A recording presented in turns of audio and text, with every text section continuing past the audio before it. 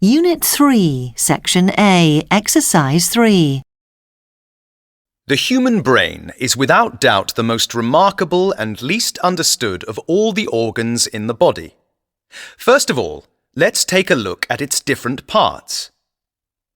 The brain is divided into two halves or hemispheres, which are joined by lots of fibers. These transmit messages between the two hemispheres. In general, the right hemisphere controls the left side of the body, and vice versa. However, they also control some different functions. So the left hemisphere controls speech and logic, and the right hemisphere controls creativity.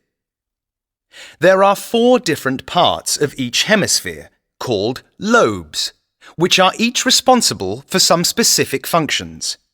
But these lobes do not function alone. They are all connected and work together. The largest is the frontal lobe. This is where your personality and your emotions are formed. This is the part of the brain that really makes you who you are.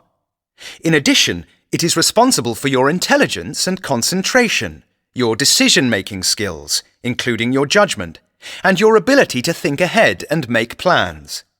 It's also where you work out difficult problems. What comes out of your mouth when you speak is also formed here, and it's also the part of the brain that shapes how you see yourself in the world. And finally, the motor strip at the back of the frontal lobe controls your physical movement. Let's move now to the other parts of the brain. The parietal lobe is the part of the brain that controls how you perceive the world, both visually and spatially, and also the things you feel, by which I mean the sensations of temperature, pain, and touch. The temporal lobe is similar to a computer's RAM, where data is stored. The temporal lobe controls your memory and your ability to understand language. And finally, the occipital lobe, right down there at the back, interprets what you see in the world, your vision. As I said earlier, these lobes all work together and have a complex relationship. Any questions so far?